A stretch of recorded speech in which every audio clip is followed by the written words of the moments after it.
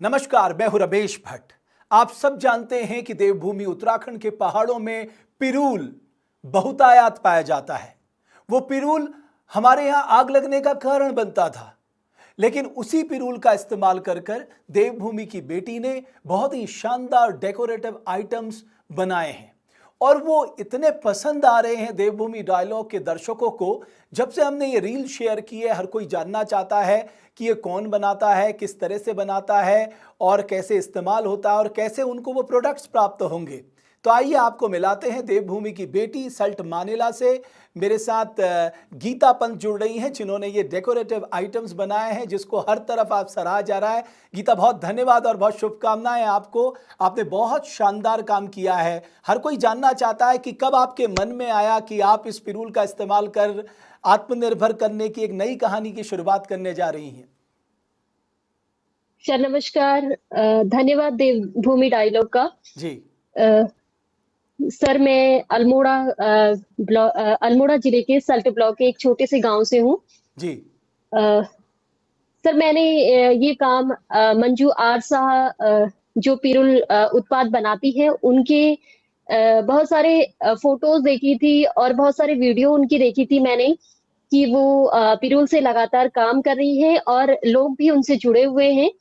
तो मैंने सोचा क्यों ना हम लोग भी इस पिरुल का प्रयोग कर सकते हैं। तो मैंने उनसे किसी कांटेक्ट के द्वारा ही उनसे कांटेक्ट हो पाया था। फिर मैंने उनसे बात की तो उन्होंने कहा था कि क्लासेस जो होती हैं वो हफ्ते में 3 दिन चलती हैं। तो मैंने उनसे ही ये काम सीखा था। धीरे धीरे करके मैंने इसको एक नया आकार कैसे दें ये कुछ ना कुछ इंटरनेट से भी सीखती रही। बट आपने बहुत अच्छा आकार दिया है। मैं कहूँगा आपने जो इनोवेशन उसमें किया है वो बहुत ही खूबसूरत लग रहा है, बहुत ही सुंदर लग रहा है। हर कोई उसे सराह रहा है। तो अभी आप क्या क्या बनाती हैं गीता? सर अभी मैं इयरिंग बनाती हूँ और अलग-अलग प्रकार की टोकरियाँ बनाती हूँ, रोटी रखने वाले जिसमें हम रोटी आराम से रखते हैं। क्योंकि जो हम वैसे टिफ़िन में रोटियाँ रखते हैं उससे पानी परस जाता है रोटियों से। हम्म। तो उसमें हम आराम से रोटियाँ रखकर क्योंकि हमारे यहाँ पहले से ही उत्तराखंड में क्या होता था कि वो जो रोटी रखने वाला होता था वो लकड़ी का होता था। जी। बाँस की बाँस की लकड़ियों का वो बनाया जाता था तो उसमें रोटियाँ आराम से अच्छे से रह पाती थी। तो जब आपने इसकी शुरुआत पानी की तो तरसता नहीं आप था तो इसी प्र जब आपने इसकी शुरुआत की तो आपकी फैमिली का क्या रिएक्शन था? परिवार के लोगों ने क्या कहा? सर लोगों ने तो क्या सबसे पहले तो मुझे ही थोड़ा वो लगा कि मैं इसको सीख पाऊँगी या नहीं सीख पाऊँगी। पर धीरे-धीरे मेरा जब प्रयास रहा तो आज थोड़ा बहुत मैं कर लेती हूँ। और तो आपने पढ़ाई कहाँ तक की है गीता? सर बीएड मेरा अभी दिसंबर में ही हुआ है। हल्दूचौड़ से बीएड मेरा अभी दिसंबर में ही हुआ है। तो जैसे मान लीजिए कोई आपसे ये आपके जो पिरूल के प्रोडक्ट्स हैं या राखी हैं वो खरीदना चाहता है, तो आप उनको ऑनलाइन भेजती हैं? सर वो मैं आपको कॉन्टैक्ट नंबर भेज रही हूँ। आप उस कॉन्टैक्ट नंबर पे मुझे व्हाट्सएप कर सकते हैं। और बाकी मैं पिरुल गर्ल मानिला से एक वीडियो चैनल मेरा बना हुआ है। मैं चाहती हूँ कि अगर कोई लड़कियाँ उत्तराखंड से जो हैं वो इस पिरुल से जुड़ना चाहती हैं या सीखना चाहती हैं तो वो इस यूट्यूब माध्यम से भी सीख सीख सकती हैं। गीता, मुझे एक और बात बताओ, जो प्रकृति ने देवभूमि उत्तराखंड को दिया है, आपको क्या लगता है कि अगर हम उसका इस्तेमाल करें तो हम आत्मनिर्भर बन सकते हैं, अपनी आर्थिकी मजबूत कर सकते हैं, पहाड़ों में रौनक ला सकते हैं? हाँ जी सर, बिल्कुल अगर इसका अधिक उत्पाद हम लोग करें मतलब ये प्रोडक्ट अगर अधिक बने तो ये बहुत अच्छा रोज़गार है क्योंकि मैंने जो लॉकडाउन के बाद फर्स्ट राखियाँ जो बनाई थी वो अमेरिका से मेरे ऑर्डर आए थे। अच्छा, अमेरिका से ऑर्डर आए थे? हाँ जी, अमेरिका से ही ऑर्डर आए थे। तो उसके बाद उन्होंने मैंने सोचा पहले-पहले तो सोचा कि कैसे ऑर्डर करूँगी, कैसे भेजूँगी इन चीज़ों को। फिर मैंने बाय पोस्ट ही यहाँ से राखियाँ भेजी थी अमेरिका के लिए। और फिर उनका रिएक्शन क्या था? सर बहुत अच्छा था रिएक्शन। वो कह रहे थे कि आप इस काम को आगे बढ़ाते रहिए, और काफी अच्छा लगा उन लोगों को भी। बट गीता, मुझे लगता है कि अगर महिलाओं को आर्थिक तौर पे आत्मनिर्भर बनाना है, बेटियों को अगर आर्थिक तौर पे निर्भर बनाना है, तो एक गीता से काम नहीं चलेगा ना, या एक मंजूषा से काम नहीं चलेगा। बहुत सारी बेटियों को जोड़ना होगा, पूरा एक चेन बनानी होगी, तब जाके हम एक देवभूमि का पिरूल मॉडल खड़ा कर सकते हैं देश दुनिया के सामने। कभी सोचा है इस बारे में? सर सोचा तो नहीं है, पर ये जरूर सोचा है कि इसको और आगे बढ़ावा मैं दूंगी। तो सोचा है कुछ और गीताओं को अपने काफी साथ जोड़ना है? हाँ जी, काफी महिलाओं को इसमें जोड़कर एक अच्छा सा समूह इसमें बनाया जा सकता है, और इसको अधिक स्वरोजगार की तरफ इसको ले जाया जा सकता है।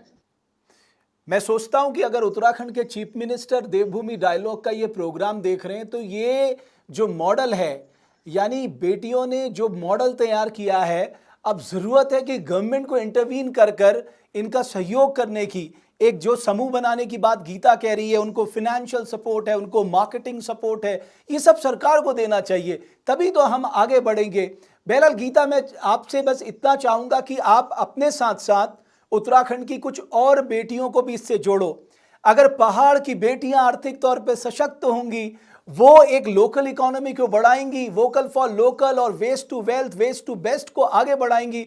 मैं समझता हूं कि हम अपने पहाड़ में वापस रौनक ला सकते हैं, हम अपनी पहाड़ की आर्थिकी तंत्र को ज़्यादा मजबूत कर सकते हैं।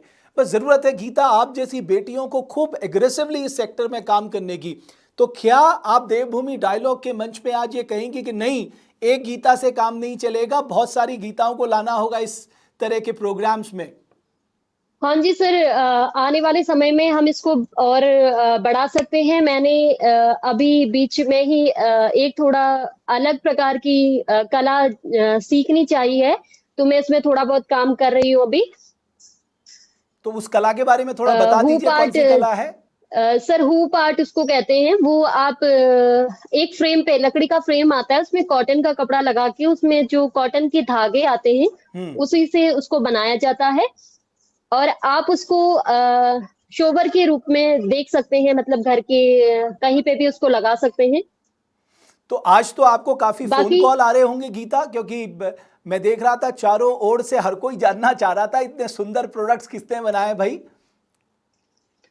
हाँ जी सर, जब से आपने इंटरनेट में डाला होगा, सोशल मीडिया से बहुत सारे लोगों की जो कमेंट्स हैं और कॉल्स हैं, मैसेजेस हैं, इतने सारे आ गए कि ठीक है था, गीता, तो इसीलिए वो कॉलें अब मैं बाद में कर पाऊंगी। मेरी बहुत बधाई है कि आपने एक ऐसे एरिया में, थोड़ा बैकवर्ड एरिया है मैं कहूँगा, वहाँ पर रहकर गांव में शुरुआत कर कर एक नई सोच को आगे बढ़ाया है।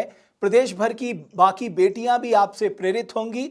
जैसे देवभूमि डायलॉग एक स्टार्टअप है, ये देवभूमि डायलॉग स्टार्टअप क्या है?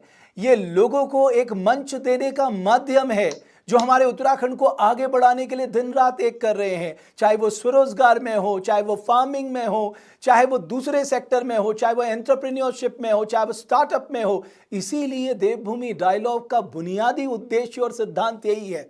बहुत धन्यवाद गीता, खूब आगे बढ़ो, देवभूमि उत्तराखंड का नाम रोशन करो, ये एक ऐसा एंटरप्राइज खड़ा करो, एक ऐसा स्टार्टअप खड़ा करो कि देश दुनिया भी कहे कि हमारी देवभूमि का पिरूल का स्टार्टअप बहुत शानदार है। ये क्राफ्ट्स, मुझे पूरा विश्वास है, पूरा विश्वास है अपनी पहाड़ की बेटियों में, पूरे देश विदेश में ये क्राफ्ट्स फैलेगा। जिस पिरूल को हम अभिशाप कहते थे, वो पिरूल भी हमारे लिए वरदान बनेगा। ये सब आप लोगों का करना है। बहुत धन्यवाद, आप खूब उन्नति करें, और हमारा पूरा सहयोग उस हर व्यक्ति के साथ है जो इनोवेशन पे विश्वास रखता है, जो उत्तराखंड को आगे ले जाने पे विश्वास रखता है, जो पहाड़ में दोबारा रौनक लाना चाहता है। उन सब के साथ देवभूमि डायलॉग खड़ा हुआ है। हम अपनी पूरी कोशिश करेंगे आप सब लोग उन्नति के रास्ते में चले, और लक्ष्य एक ही है, उत्तराखंड को आगे ले जाना, देवभूमि को आगे ले जाना। बहुत बहुत धन्यवाद गीता, और बहुत बहुत धन्यवाद आप सभी दर्शकों का हमारी इस खास पेशकश को देखने के लिए।